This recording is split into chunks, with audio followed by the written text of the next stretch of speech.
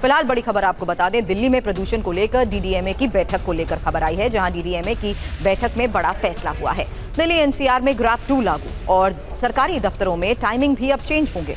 कई जगह पर ट्रैफिक को भी डाइवर्ट किया जाएगा।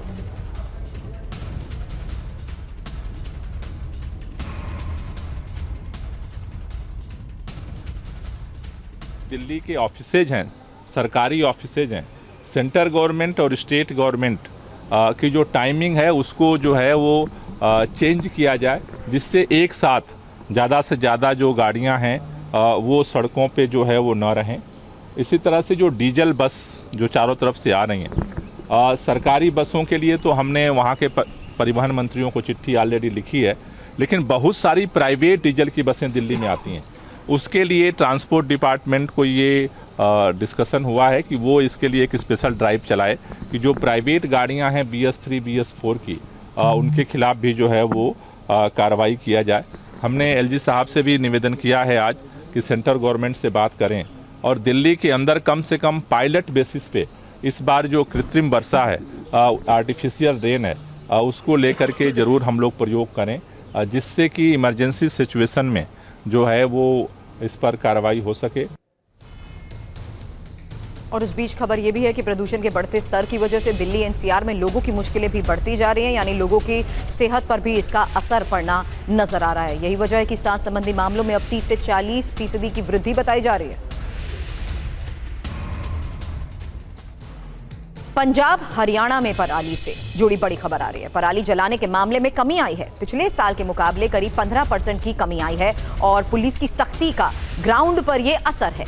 कई जागरूक किसान पराली प्रबंधन का प्रयास भी कर रहे हैं। पराली जलाने की घटना में कमी लाने के लिए पुलिस और प्रशासन किस तरीके से कदम उठा रहा है, इस बारे में जानकारी आपके सामने, क्योंकि पराली जलाने पर पाबंदी को लेकर जिस तरीके से खबरें आई, पंजाब में पराली जलाने के 920 मामले दर्ज हुए। 22 दिनों में वसूला गया 11 लाख का जुर्माना। और हरियाणा में पराली जलाने पर 93 किसानों पर FIR भी दर्ज हुई।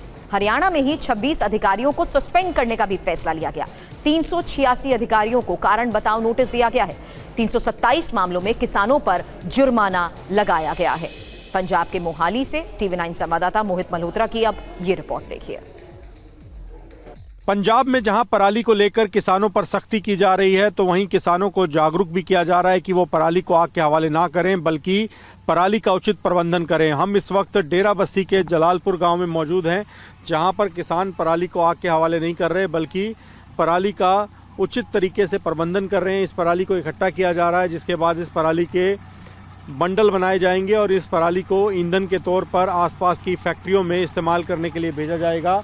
इस पराली को इकट्ठा करने के बाद कुछ इस तरह से पराली के बड़े बड़े मंडल बनाए जाएंगे, जो कि इस वक्त ट्रैक्टर ट्रॉली में आप देख रहे हैं। ये पूरी ट्रैक्टर ट्रॉली जो है वो नज़दीक की फैक्ट्री में जाएगी, जहां पर इस पराली का इस्तेमाल ईंधन के तौर पर और अलग अलग तरह से जो इंडस्ट्रियल यूज़ है उसके लिए किया जाएगा। गाँव के किसान हैं जयवीर जी, उनसे बात करते हैं। जयवीर जी, आप पराली को आग नहीं लगा रहे? नहीं सर। क्यों? सरकार बोलती है आग नहीं लगाना है। तो आप ये पराली इकट्ठा करके फैक्ट्री भेजेंगे? ये इकट्ठा करके फैक्ट्री जा रही है।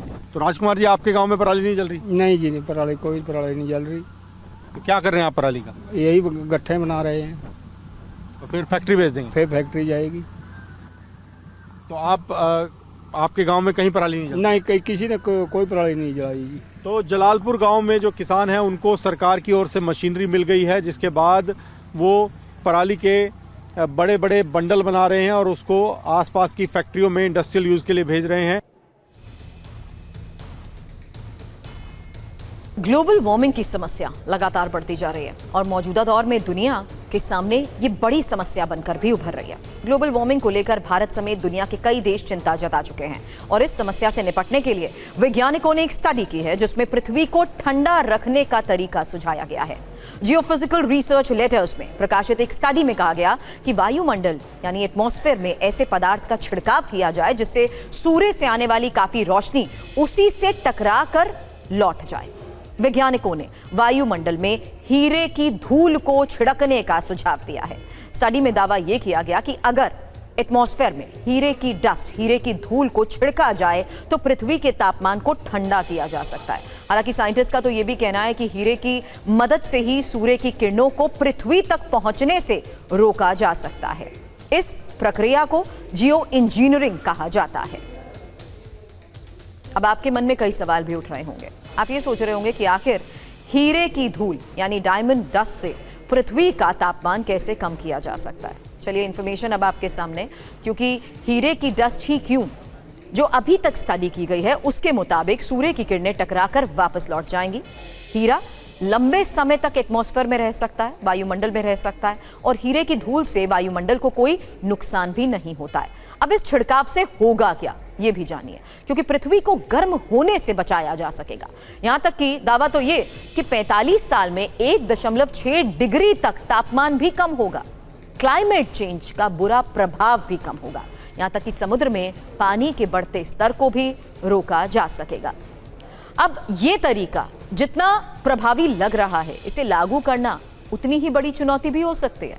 इस पूरे प्रोसेस को, इस प्रक्रिया को पूरा करने में क्या समस्याएं आ सकती हैं, ये भी जान लीजिए, क्योंकि वैज्ञानिकों ने जिस लिहाज से अभी स्टडी करते हुए ये दावा किया है उसी के तहत चुनौती भी बड़ी है, क्योंकि हर साल 50 लाख टन सिंथेटिक हीरे की जरूरत होगी और 16,816 लाख करोड़ रुपए का इसमें खर्च आएगा। ये जो आंकड़ा आप देख रहे हैं, पढ़ रहे हैं, ये ग्लोबल इकोनॉमी की दुगनी है ये रकम, और हीरे की ऊंची लागत बन सकती है एक बड़ी रुकावट भी।